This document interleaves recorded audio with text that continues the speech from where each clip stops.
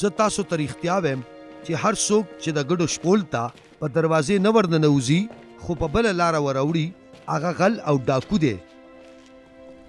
خو کم سړی چې په دروازه ورننوځي هغه د ګډو شپونکی دی. څوکیدار هغه ته دروازه کولاوي او ګډې د هغه आवाज اوري او هغه خپلې ګډې په نوم رابلي او هغې په هغه پسې روانې وي. کله چې هغه خپلې ټولې ګډې را بهر کي نو هغه ته وړاندې ځي او ګډې ورپسې، ځکه چې هغې د هغه आवाज پیژني. هغوی به ناشنا سړي پسې چرم نه ځي بلکې هغوی به د هغه نه وتښتي، ځکه چې هغې د ناشنا سړي आवाज نه پیژني. عیسی هغې ته دا مثال وویلو خو هغې په دې پوه نه شول چې د هغه د دې نه مطلب څه. نو عیسی هغې ته بیا وفرمایل چې زه تاسو ته رښتیا وایم چې زه د ګډو دپاره دروازه یم.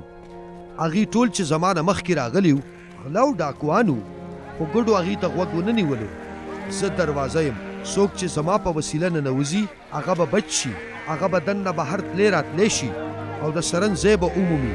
غل صرف د غلا، د قتل او د تباهۍ دپاره راځي، خو زه دې له راغلی یم چې خلک ژوندون حاصل کي او په مکمل ډول پرسکونه وي. زه ښه شپونکی یم او ښه شپونکی د ګډو دپاره خپل سر ورکوي. خو مزدور چې نه شپون وي او نه یې ګډې خپلې وي، کله چې هغه لیوه په راتلو وویني نو ګډې په ځای پرېږدي او وتښتي. لیوه رمه راګیره کي او ګډې خورې ورې کي. هغه ځکه تښتي چې مزدور دی او د ګډو هیڅ پروا نه کوي. زه ښه شپون یم، زه خپلې ګډې پیژنم او زما ګډې ما پیژني، څنګه چې ما پلار پیژني او زه پلار پیژنم او زه خپل ځان د ګډو دپاره قربانوم. زما نورې ګډې هم شته چې په دې شپول کې نشته. زه به هغې هم ضرور دلته راولم. هغې به زما आवाज اوري او بیا به یوه رمه وي او شپونکی به هم یو وي. په دې وجه پلار ما سره مینه کوي، ځکه چې زه خپل ځان قربانوم د دې دپاره چې دا بیا ومومم. دا زما نه څوک نه اخلي، خو زه دا په خپله مرضۍ قربانوم.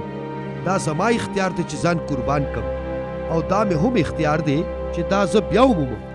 دا حکم ما ته خپل پلار را کړی دی. د دې خبرو په وجه بیا په یهودیانو کې بې اتفاقي راله. په هغې کې ډېرو ویل چې په ده پیریان ناست دي او دی پاګل دی، ولې تاسو ده ته غوږ دی؟ خو نورو ویل چې په چا چې پیریان ناست وي هغه داسې خبرې نشي کولی، ولې پیری د ړوند سترګې روغولی شي څه؟